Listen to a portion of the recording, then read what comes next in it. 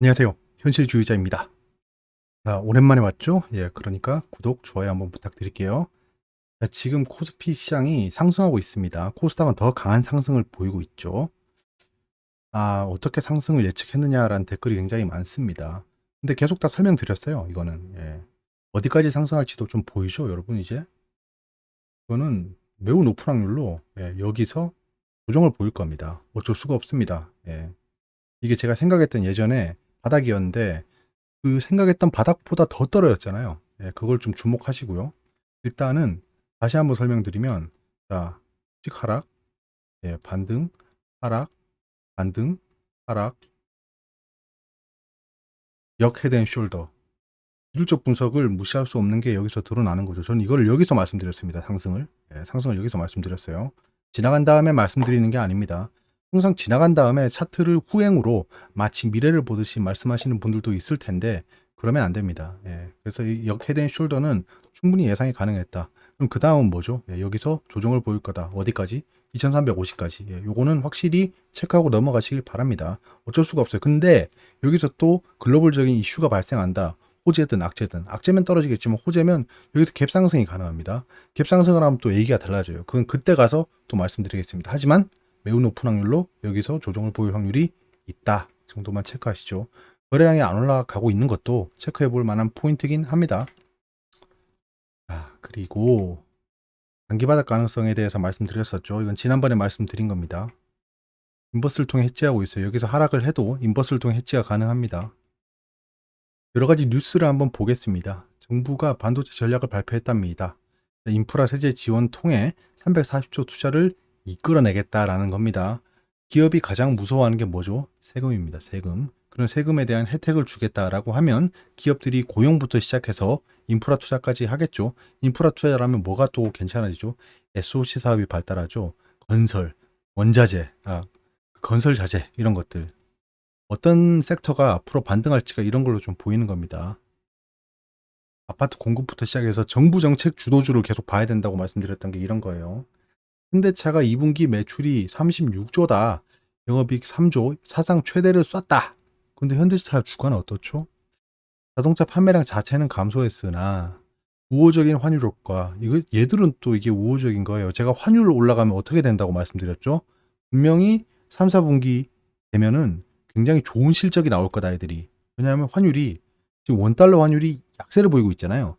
그럼 반대로 생각하면 달러 외국에 파는 애들이 원화로 바꾸면 가치를 더 쳐주는 거가 됩니다. 그래서 지금 우호적인 환율 효과라는 거예요. 수출하는 기업에는 원달러 약세가 우호적인 상황이다. 이건 누구한테도 해당하죠? 삼성전자한테도 해당합니다. 여러 기업들이 이익이 굉장히 좋아질 겁니다. 그리고 지금 인플레이션 단계잖아요. 인플레이션 단계라는 건 제품의 가격들이 다 올라가는 겁니다. 올라가는데 원자재 가격이 계속 올라가 있는 상태로 멈출까요? 제가 원유 가격이 떨어질 거라고 말씀드렸잖아요. 100불 밑으로 떨어질 거다. 지금 100불 밑이죠. 자, 그러면 원유는 결국 안정이 될 겁니다. 안정이 되면 얘들이 자기 자신들이 올린 그 가격을 떨어뜨리냐? 여러분, 호수 요금 내려가는 거 봤습니까? 네, 그렇죠. 라면값 떨어지는 거 봤어요. 자, 이제 원자재 가격이 안정됐기 때문에 여러분들의 성원에 힘입어 가격을 다시 인하하겠습니다라고 하는 기업은 한 번도 못 봤습니다. 한 번도 못 봤어요. 동네 식당만 해도 원자재 가격이 올라서 그 어쩔 수 없이 여러분들하고 고통을 분담하기로 했습니다. 뭐 이런 얘기를 하지만 나중에 원자재 가격이 안정되면 여러분들이 고통을 분담해준 덕분에 이제 가격을 원상복구하겠습니다라는 집은 본 적이 없습니다. 그러면 결국엔 어떻게 되냐? 나중 되면 가격은 올라가 있는데 원자재는 안정돼 있기 때문에 이 마진 폭이 더 커질 겁니다. 요거는 다음에 기회가 되면 다시 한번 상세히 다뤄보도록 하겠습니다. 계속 역사적으로 흘러왔던 거예요. 자본주의에서. KB금융의 상반기 순이익이 2.7조다. 뭐 현대차급인데요. 상 최대. 왜겠어요? 예, 이거는 예대 마진이 커진 거죠. 금리가 상승했잖아요. 금리가 상승해서 이자를 계속 많이 받는 겁니다.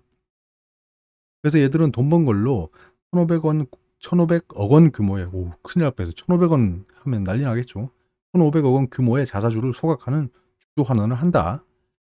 이런 좀 성장주가 아닌 종목들은 본인들이 거둔 이익을 주주에게 환원하는 편입니다.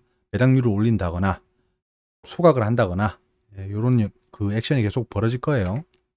포스코 케미칼이 역대 최대 실적이다. 뭐 이런 뉴스밖에 없죠. 배터리 소재 사업 투자 성과로 뭐 다 떠나서 얘들도 우호적인 원달러 환율 때문입니다. 포스코 인터내셔널 2분기 영업이익 최대다. 예. 원자재 가격 급변에 대비한 선제적인 리스크 관리. 이건 뭐 원유 같은 거 그때 마이너스 선물 찍었을 때 많이 샀다는 얘기겠죠. 자, 최대 실적 노래를 부르고 있는데 주가는 왜 이 모양이죠? 예.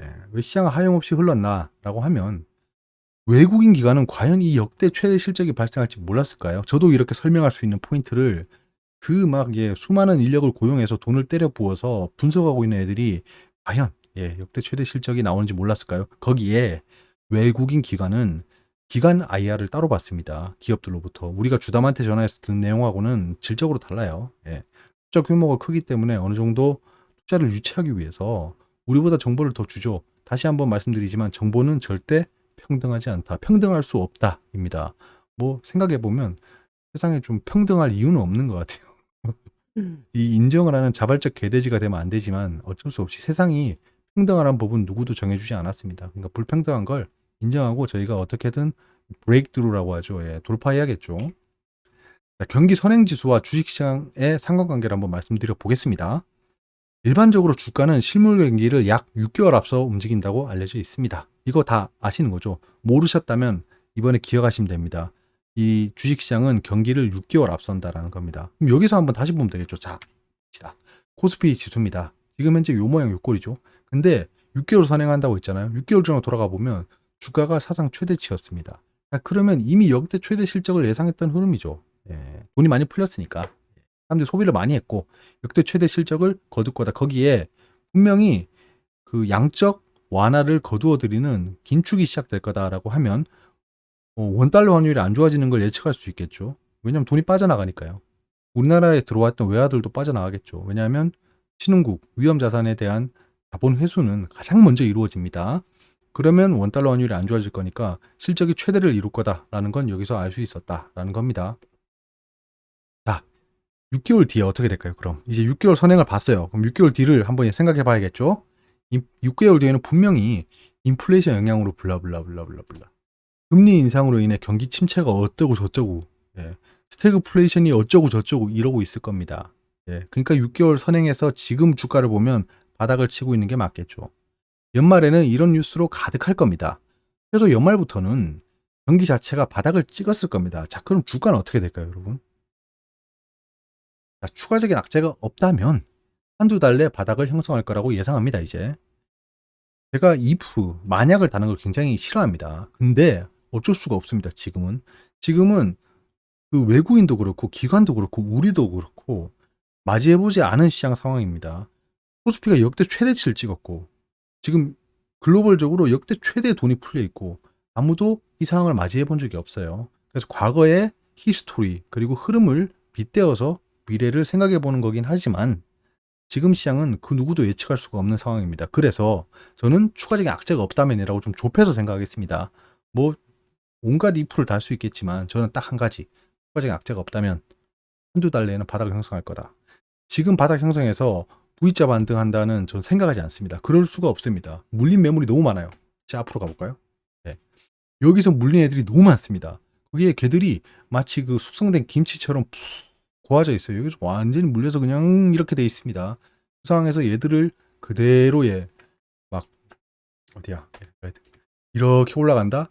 얘들이 가만히 있지 않을 겁니다. 어이 나가자, 어이 나가자, 인플레이션, 금리 인상, 어이 나가자, 다 털고 나갈 겁니다. 그럼 이 수많은 매물을 받아야 돼요. 절대 V자 반등이 이루어질 수 없다. 그럴 만한 이유도 없습니다. 그건 한번 생각해 보셔야 될 문제예요. 그리고 이런 또 의견이 많더라고요. 바이오 시장이 지금 상승하고 있는데 바이오 종목들 난리가 났죠. 뭐 어떻게 상승할지 알았냐라고 하시더라고요. 자, 바이오의 경우에는 제가 예전 ETF 영상에서 이 바이오 자체, 지금 바이오가 상승한다라는 의견은 아닙니다. 하지만 바이오 시장 자체가 앞으로 점점 강해질 수밖에 없는 이유를 말씀드렸습니다. 그걸 설명드리려면 또 10분을 허비해야 되기 때문에 이 영상을 참조해 주시길 바랍니다. ETF 영상 제가 2가지 올렸어요. 그 중에 두 번째입니다. 돈의 흐름을 봤을 때 예견된 상승도 있었어요. 셀트리온을 기준으로 해서 바이오 시장이 이제 반등할 흐름이 보이고 있습니다. 그거는 돈의 흐름을 봤을 때 충분히 예측이 가능했습니다라고 말씀드렸던 포인트가 있으니 그 영상을 한번 다시 봐주시길 바랍니다. 한국전력이나 삼성바이오로직스,